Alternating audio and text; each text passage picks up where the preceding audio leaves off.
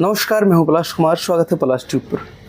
आज के इस वीडियो में हम जानेंगे कि आपको अभी लेटेस्ट जो डेट्स आई हैं 7 अगस्त, 8 अगस्त, 9 अगस्त वाली, तो ये स्टूडेंट्स को अभी लास्ट 7 दिनों के अंदर क्या करना है। बाकी जिनका भी एग्ज़ाम्स बैक टू बैक होने ही वाले हैं उनको अंतिम समय में क्या स्ट्रेटजी रखनी चाहिए, क्या तैयारी करना चाहिए, क्या स्किप करना चाहिए, क्या पढ़ लेना चाहिए और एग्ज़ाम से पहले कौन कौन सी गलतियाँ नहीं करनी है, आज इसके बारे में पूरे वीडियो में हम बात करेंगे। और मुझे उम्मीद है कि आपको इससे बहुत हेल्प मिलेगा एग्ज़ाम्स के अंदर।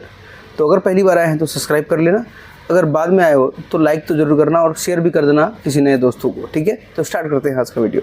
पहली चीज़, इन 7 दिनों के अंदर बहुत सारे लोग क्या करते हैं कि वो मॉक टेस्ट लगाएंगे और हो सकता है कि वो टफ़ मॉक टेस्ट हो और स्कोर उनका कम आ जाए, लाइक 65, 50 ऐसे, और उनका मनोबल थोड़ा ख़राब हो जाए और वो उस चीज़ को लेके दूसरी जो स्टडी कर रहे हैं दूसरे आवर्स पे उनका इफेक्ट पड़ गया। दूसरी चीज़ है कि अब माइंड के अंदर आपका ये चलेगा, जो एक्चुअल में सीरियस एस्पिरेंट हैं उनके माइंड में अब ये चल रहा होगा, अरे 7 दिन है मेरे पास, ये छूट गया है, वो छूट गया है, ये नहीं पढ़ा, ये पढ़ लिया हूँ, उसको पढ़ना है।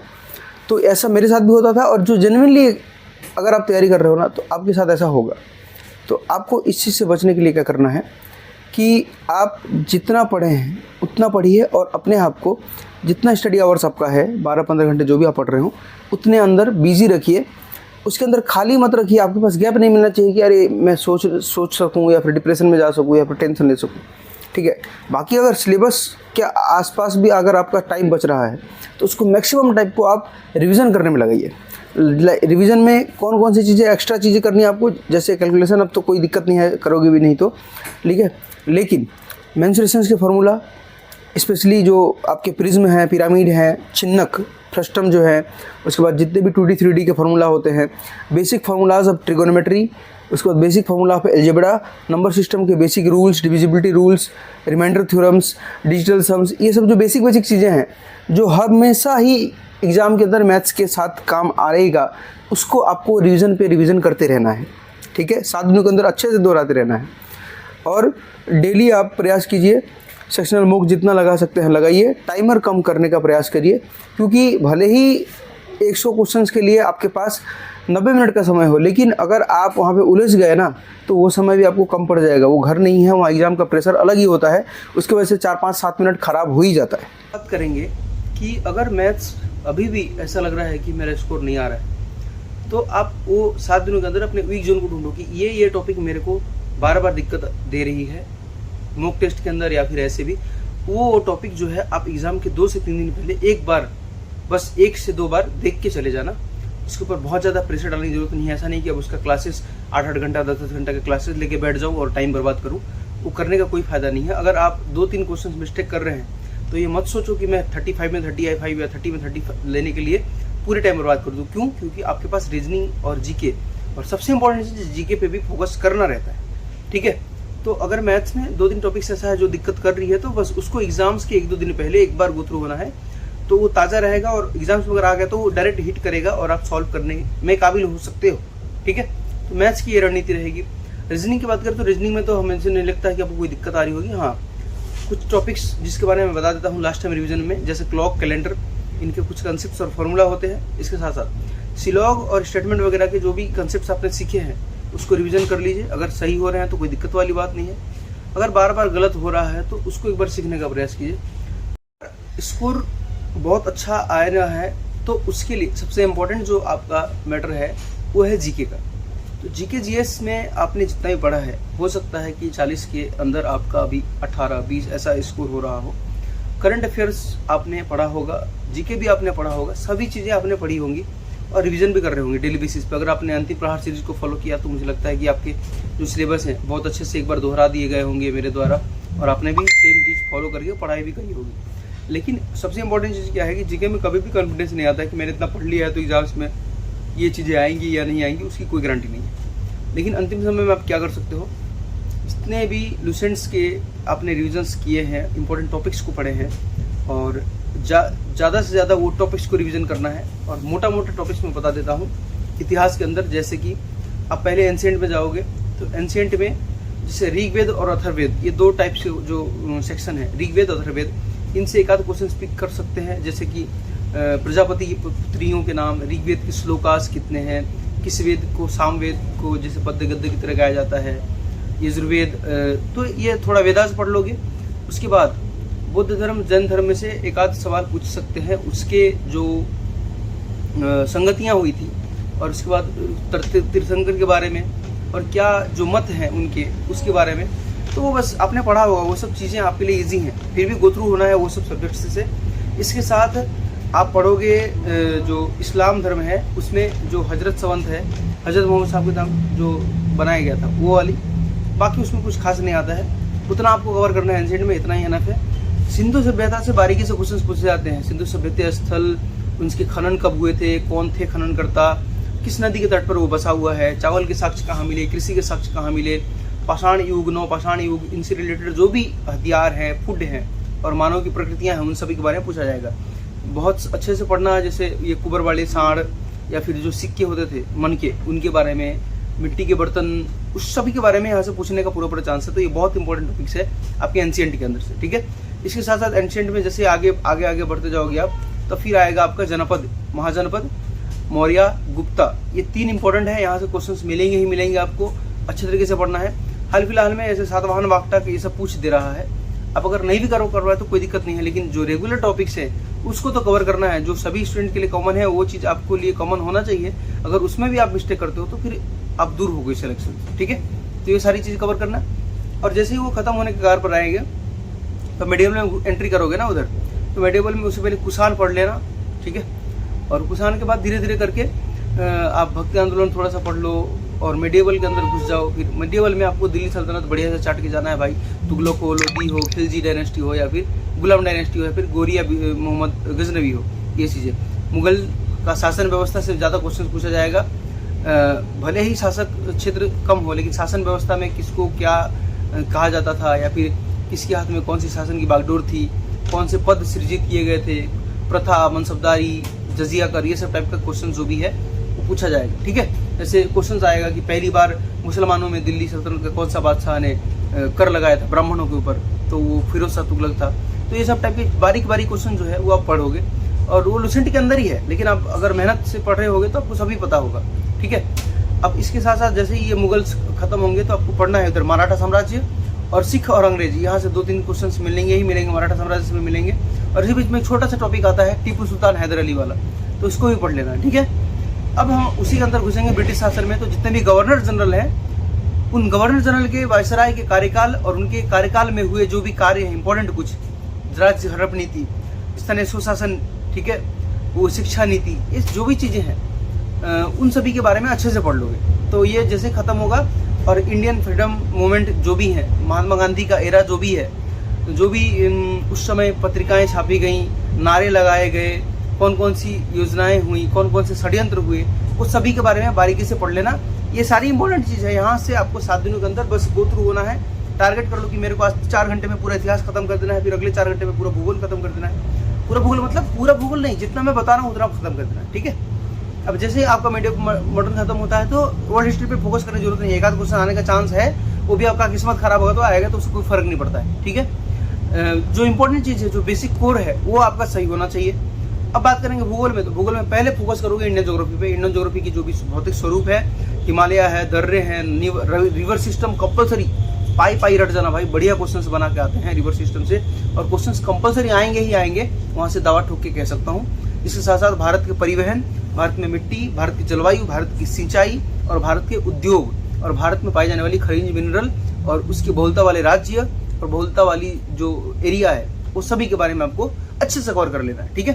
ट्रांसपोर्ट पढ़ना है, रेलवे, स्थल, वायुयान, सब कुछ, और जलयान दोनों, जलमार्ग, स्थल मार्ग, वायुमार्ग भी पढ़ना है, एयरपोर्ट्स भी पढ़ना है। इतना कवर कर लो। और ज्योग्राफी के 2 इंपॉर्टेंट टॉपिक्स, और एक जनजाति जाति और दूसरा जनगणना, ये 2 टॉपिक्स जो है कंपलसरी स्ट्रक्चर्ड जीके के रूप में 3 से 4 क्वेश्चंस आएंगे ही आएंगे। तो ये दोनों टॉपिक को हल्के में मत लेना, अच्छे से कवर करना। मैं पॉलिटी में सबसे पहले तो आप जितने भी एक्ट्स हुए 1773 से लेकर 1935 के बाद 1947 के भारत शासन या भारत स्वतंत्रता अधिनियम तक, Pitt's India act, charter act, Bharat शासन अधिनियम, जितने भी हैं उन सभी को, मार्लिमेंटो, ठीक है, 2 टॉपिक्स है ना, मॉन्टेग्यू, चेम्सफोर्ड और मार्लिमेंटो, तो ये ध्यान रखना है। 1909 और 1919 दोनों ऑप्शन रहेंगे, कंफ्यूज हो जाओगे। तो ये सब बारीक बारीक चीज़ जो है पढ़ के जाना है। कब द्वैध शासन लागू किया गया था, कब द्वैध शासन को हटाया गया, ठीक है। Board of directors, board of controllers को कहाँ किस एक्ट के तहत बनाया गया था, किस किस को, या फिर चाइना के जो भी खेती थी, चाय की खेती, उन पर क्या बैन लगाया गया, ये सब चीज़ें। ब्रिटिश क्राउन ने कब जो भारत शासन व्यवस्था है वो ईस्ट इंडिया कंपनी से छीन के अपने आधिपत्य में कर लिया, वो सारी चीज़ें आपको यहाँ पे कवर करने को मिल जाएगा। पॉलिटी के फर्स्ट जो स्टार्टिंग में ब्रेकिंग जो हिस्ट्री है उनकी, उसके बाद कॉन्स्टिट्यूशन में कौन कौन सी समितियाँ थी, कितने लोग पहले भाग लिए, कितने लोग कांग्रेस के थे, बाद में कितने लोग निकल गए, ऐसा करके उसको पूरा कवर करना है। और जैसे ही वो कवर हो जाए उसके बाद पूरा अनुसूची एक टेबल दिया होगा लुसेंट के अंदर, वो पढ़ जाना है। उसके पढ़ने के बाद इंपॉर्टेंट नागरिकता, मौलिक अधिकार, मौलिक कर्तव्य, डीपीएसपी, ठीक है, राज्य नीति निर्देशक तत्व। उसके साथ साथ यहाँ से बहुत अच्छे क्वेश्चंस बनते हैं। जो मौलिक अधिकार है ना, जो मौलिक अधिकार जो है उसके अंदर से अच्छे अच्छे क्वेश्चंस बोलते हैं। जैसे कि आर्टिकल 28 के अंदर बहुत अच्छे क्वेश्चन है कि जो भी राज्य के द्वारा वित्त पोषित जो भी संस्थान होगी, शैक्षणिक संस्थान, वहाँ पे बाध्य नहीं किया जाएगा किसी भी तरीके से धर्म की शिक्षा के लिए, या फिर धार्मिक शिक्षा का जो प्रचार है वो नहीं किया जाएगा, प्रतिबंधित है, ऐसा करके। तो ये क्वेश्चंस बढ़िया पिक करती है यहाँ से SSC या रेलवे। तो TCS ले रही, तो TCS का नस में जानता हूँ, तो ये सब चीजें कवर करोगे जितना अभी बताया। इसके साथ साथ राष्ट्रपति, उपराष्ट्रपति, राज्यपाल, मुख्यमंत्री, ये 4 टॉपिक कवर करोगे। फिर आओगे न्यायपालिका में, न्यायाधीश के बारे में पूछेगा कि उच्च न्यायालय, सर्वोच्च न्यायालय में कितने न्यायाधीश होते हैं, उनको नियुक्ति करने का अधिकार किसको होता है। इसके साथ साथ वो त्यागपत्र किसको दे सकता है, सैलरी क्या होती है, और जितने भी न्यायालय हैं भारत में, उच्च न्यायालय, उनके स्थापना कब हुए थे, उनकी जो खंडपीठ है वो कहाँ है, उनका मुख्यालय कहाँ है, मतलब कहाँ स्थित है, ये कवर कर लेना। इसके जैसे ही खत्म हो जाएगा तो 3-4 और टॉपिक हैं। पंचायती राज, अंतर्राज्यीय परिषद, परिसीमन आयोग, लोक सेवा आयोग, और इसी के अंदर बहुत सारे समिति आते हैं, ठीक है। लोक लेखा समिति, प्रारूप समिति तो खैर वो इतिहास के अंदर ही मिल जाएगा आपको। ये सारी चीजें आप कवर कर लेना है। इसमें पूछेगा ऐसा, इस समिति में राज्यसभा से कितने सदस्य हैं, लोकसभा से कितने सदस्य हैं, तो वो सब आपको याद रहना चाहिए मेरे भाई। संघ सूची, राज्य सूची के विषय के बारे में पूछेंगे, ये विषय किसके अंतर्गत आता है वो आपको पूछा जाएगा। स्टेट पुलिस, जंगल, हाईवे, ये किस सूची के अंतर्गत मेंशन किया गया है, वो सब चीजें पूछेंगे। पंचायती राज से कंपलसरी क्वेश्चन आएगा, पंचायती राज के किस खंड में, किस आर्टिकल के किस खंड में ये मेंशन किया गया है कि पंचायत राज का गठन होगा, या फिर उनके स्तर क्या क्या होंगे, नगर पालिका के स्तर क्या क्या होंगे, ऐसे। और जितने भी इंपॉर्टेंट आर्टिकल्स दिए होंगे उन सभी को अच्छे से कवर कर लेना 7 दिन के अंदर। जितने भी अमेंडमेंट्स हैं उन सभी को कवर कर लेना। पॉलिटी इतना कवर करके जाओगे तो मुझे उम्मीद है कि पॉलिटी के अगर 5 क्वेश्चन होंगे तो 4 तो बना ही दोगे। एक आध क्वेश्चन अगर नहीं बना तो 90% स्कोर पॉलिटी से आपका आ सकता है। पॉलिटी बहुत अच्छा जो है स्कोर बूस्टर है आपके एग्जाम्स के अंदर, जीके के अंदर, ठीक है। अब अगला टॉपिक बात करें इकोनॉमिक्स के अंदर, तो इकोनॉमिक्स बहुत वास्ट नहीं पढ़ना है, कुछ चीज़ें करना है, मैं बता देता हूँ। इकोनॉमिक्स में पहले पढ़ोगे गरीबी, टैक्स, उसके बाद बैंकिंग, बजट, 4 चीज़ें हो गई। और उसके बाद पढ़ोगे आर्थिक योजना, आर्थिक समायोजन, मतलब इसके अंदर आपको पंचवर्षीय योजना जो मिलेंगे वही आपको इंपॉर्टेंट है, उसको पढ़ना है। नई आर्थिक नीति पढ़ना है। आजकल क्वेश्चन में पूछे जा रहे हैं बेरोजगारी और गरीबी, बेरोजगारी से क्वेश्चन पूछे जा रहे हैं, देंगे कि हाँ युवा काम छोड़ के घर पे बैठा हुआ है, या फिर युवा के पास स्किल नहीं है और वो रोजगार करने के योग्य नहीं है, तो ये किस प्रकार की बेरोजगारी में आते हैं। कृषक सीजन के अंदर फसल उगा रहे हैं, उसके बाद बैठ जा रहे हैं घर पे, ये किस प्रकार की बेरोजगारी के अंदर आ रहे हैं। युवा जो है सैलरी के ज़्यादा खोज में एक कंपनी से दूसरी कंपनी में स्विच कर रहे हैं और बीच में बेरोजगार हो जा रहे हैं, ये किस टाइप की बेरोजगारी। तो यहाँ से बढ़िया से सवाल पूछे जाएंगे, ये सवाल कवर कर लेना बेरोजगारी और पॉवर्टी का, ठीक है। और पंचवर्षीय योजना कवर करना है। इसके साथ साथ जो स्पीडी के करंट अफेयर्स है ना, उसके अंदर के जो भी अर्थशास्त्र का परिदृश्य है वो पूरा कवर करके जाना। अभी हाल फिलहाल में करंट के अर्थशास्त्र पर ज़्यादा फोकस भी करना है, उसके अंदर जो भी चीज़ें हैं उसको कवर कर लेना। मैं ये नहीं बोल रहा हूँ कि आप जितना कवर करोगे उतना से आ ही जाएगा, लेकिन क्वेश्चंस आएंगे ही आएंगे। करंट अर्थशास्त्र में जो भी इंटरनेशनल या नेशनल लेवल पे जो भी बदलाव हुए हैं या फिर जो भी कुछ चीज़ें आपको देखने को मिली, ठीक है। अब बात करेंगे अगर हम आगे स्ट्रेटेजी का, तो स्ट्रेटेजी के में लोक नृत्य, शास्त्रीय नृत्य और आजकल वाद्य यंत्र से संबंधित कौन है। और सबसे इम्पोर्टेंट चीज़ है लोक नृत्य से संबंधित जो भी आर्टिस्ट हैं या फिर से संबंधित जो शास्त्रीय संगीत या लोक संगीत से संबंधित जो भी आर्टिस्ट हैं जिनको पुरस्कृत किया गया है, तो वैसा पूछेगा कि ये इनको अभी पद्म भूषण पुरस्कार दिया गया, ये किस नृत्य से संबंधित है। इनको अभी पद्मश्री पुरस्कार दिया गया, ये किस संगीत से नृत्य हैं। या फिर लोक संगीत, शास्त्रीय संगीत में घराना भी पढ़ना है, राज्य के बारे में पढ़ना है, तानसेन संगीत जैसे मध्य प्रदेश देती है उसके बारे में पढ़ लेना है। इसके साथ साथ जो ऑर्गेनाइजेशन है इंटरनेशनल लेवल पे या फिर नेशनल लेवल पे, हु है, WHO है, इंटरपोल है, IMF है, उसके बाद वर्ल्ड बैंक है, उस सभी के बारे में पढ़ना, उसके वो चीज़ें आपको इस वीडियो में ही कवर हो जाएंगी। वर्तमान में कौन उसका अध्यक्ष या सचिव है, उसके बाद कहाँ उसकी मुख्यालय है और कब स्थापित हुई थी, ये सभी चीज़ें पढ़ लेना है। उसका काम क्या है, वो क्यों गठित किया गया था, ठीक है, ये ऑर्गेनाइजेशन वगैरह पढ़ लेना। उसके बाद भारत के डिफेंस सिस्टम, भारत का जो भी यूनेस्को हेरिटेज साइट्स है, रामसर साइट्स है। उसके बाद फॉरेस्ट रिपोर्ट जो है अभी 2023-24 की आई होगी 21 के बाद, वो सारी चीज़ें आपको कवर कर लेना। और बाकी जो यहाँ से चीज़ें स्टैटिक, वो कुछ जो है आपके खेल परिदृश्य से भी होंगे स्पोर्ट्स में, जैसे कि कोई गेम से रिलेटेड जो उसका खेल का जो मैदान होता है वो क्या, उसको क्या बोलते हैं, जैसे बॉक्सिंग रिंग के अंदर होता है, ठीक है। तो ये सब सारी चीज़ें जो है आपको कवर कर लेना है।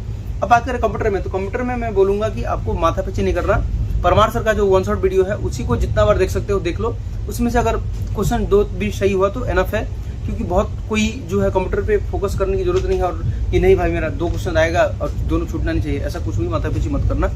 Function keys, MS word, MS paint, उसके बाद जो भी शॉर्टकट कीज हैं वो सभी आपको आने चाहिए। बेसिक फुल फॉर्म्स आने चाहिए, इनपुट आउटपुट, रैम रोम, ये सब चीज़ें आनी चाहिए, ठीक है। लैंग्वेज, कंप्यूटर का जो लैंग्वेज है वो सब चीज़ें आनी चाहिए। इतना एनफ है आपके एग्जाम्स को क्वालिफाई करने के लिए, अगर आपका पढ़ा हुआ चीज़ें एग्जाम्स के अंदर टैली कर रही है तो, ठीक है।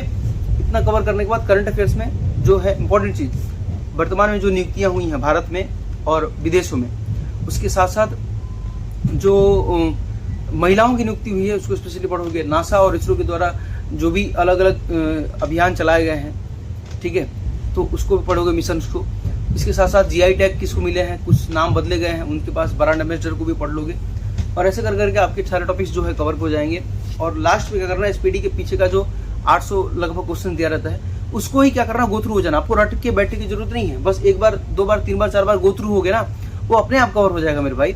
और एग्जाम्स में डायरेक्ट हिट करेगा। अगर एग्जाम से पेचीदा क्वेश्चन है तो वो अलग चीज़ है, वो किसी से भी नहीं बनेगा। अगर आपने पढ़ा हुआ तो आपसे बनेगा, लेकिन जो बेसिक चीज़ें हैं वो आपसे गलत नहीं होना चाहिए। जो सबको मालूम है वो आपसे गलत नहीं होना चाहिए।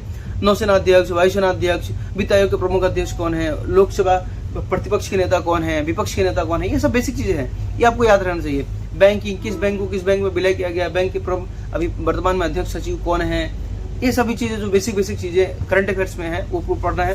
इसके साथ साथ मिलिट्री एक्सरसाइजेस किसके साथ हुई, कहाँ हुई, किस किस देश ने भाग लिया, किस किस सेना ने, लाइक नौसेना ने भाग लिया, या फिर थल सेना ने भाग लिया, या फिर एयरफोर्स वायुसेना ने भाग लिया, और या फिर संयुक्त सेना ने भाग लिया, किस किस देश में हुआ, और उसके बारे में बढ़िया से पढ़ लोगे।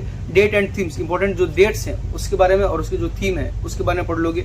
और इस तरीके से जितने भी परिदृश्य वाले टॉपिक्स होंगे 5-6 पेज दिया रहेगा आपको, खेल परिदृश्य, अर्थशास्त्र से, पर्यावरण से, कंप्यूटर से, इसरो वगैरह, अंतरिक्ष वगैरह से, तो वो 5 पेज अच्छे से पढ़ जाना।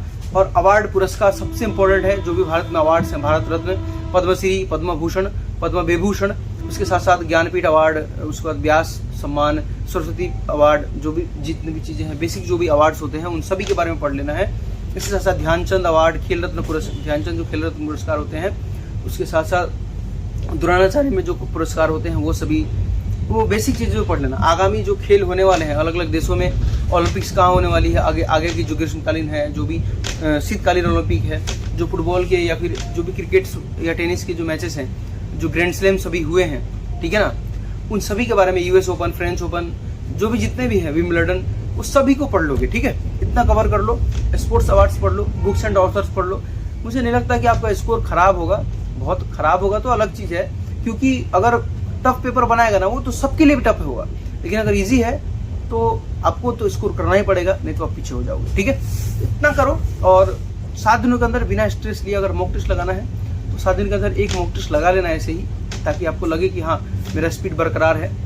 बाकी मॉक टेस्ट पे फोकस मत करना अभी 7 दिनों के अंदर, बहुत सारे लोग करते हैं, मेरे स्ट्रेटेजी मत करना, क्योंकि मॉक टेस्ट लगाने का कोई फायदा नहीं है, 1.5-2 घंटा बर्बाद होगा। अब आपने जितना पढ़ा था पढ़ लिया, जितना एक्सपीरियंस गेन करना था कर लिया, जितना टाइम मैनेजमेंट सीखना था आपने सीख लिया मॉक टेस्ट के अंदर। लास्ट टाइम में बस रिवीजन पे ध्यान देना है, बस रिवीजन पे ध्यान देना है। आपका एक एक टाइम, एक एक कोना जो है वो रिवीजन पे ही फोकस रहना चाहिए। ज़्यादा से ज़्यादा स्कोर जो है अब एग्जाम्स के आउटपुट पे निकलना चाहिए। क्यों? क्योंकि मॉक टेस्ट तो आपका आएगा नहीं एग्जाम्स के अंदर जो क्वेश्चन हैं, तो इसलिए जितना पढ़ा है उसको रिवीजन करो, बढ़िया से मेहनत करो।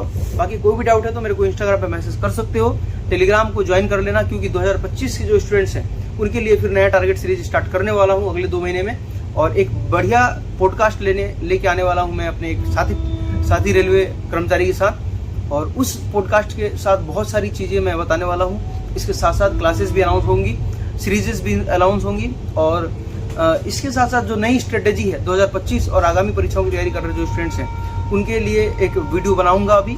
बाकी 7 दिनों में आपको मेहनत करना है।